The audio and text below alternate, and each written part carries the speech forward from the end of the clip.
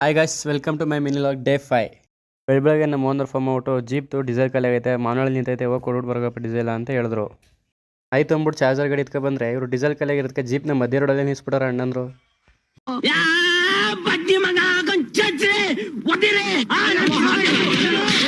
ದರ್ಶೋರ್ ಮನೆ ಹತ್ರ ಬಂದರೆ ದರ್ಶೋರ್ ಅಕ್ಕನ ಮಗಳ ಹರೀಶ ಎತ್ಕೊಂಡು ಆಟಾಡಿಸ್ತಾವನೆ.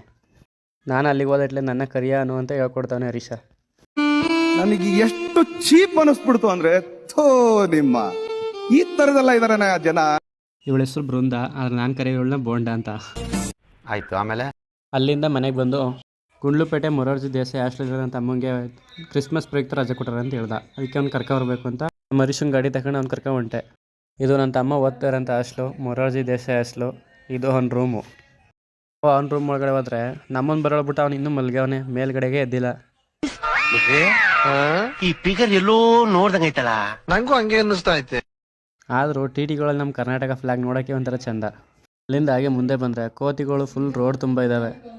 ಬೇಕು ಅಂತ ಬಂದದಲ್ಲ, ದಾರಿ ತಪ್ಪಿ ಬಂದದ್ದು, ಹೋಗ್ಲಿಕ್ಕೆ ಮನಸ್ಸುಂಟು. ಹಾಗೆ ಮುಂದೆ ಬಂದೆ, ಇಲ್ಲಿ ಕೊತ್ನಳ್ಳಿ ಅಂತ ಒಂದು ಊರು ಸಿಕ್ತು. ಅಲ್ಲೇ ಮೇಲೆ ಬರುವಾಗ ಒಂದು ವ್ಯೂ ಪಾಯಿಂಟ್ ಸಿಕ್ತು, ಮಾತ್ರ ಅಲ್ಟಿಯಾಗಿತ್ತು. ನಾನಂತೂ ಫುಲ್ ಸೈಕ್ ಆಗೋದೆ. ಈ ವ್ಯೂ ನೋಡ್ಕೊಂಡು ನಾನು ಮನೆಗೆ ಹೋದೆ. ಇವತ್ತಿನ ವಿಷಯ ಇಷ್ಟ ಗೈಸ್. ಓಕೆ, ಬಾಯ್. ಯಾವ ಊರ ನಿಮ್ದು? ಅಣ್ಣ ಯಲಂಕ ಪಕ್ಕ ಶ್ರೀಲಂಕಾ.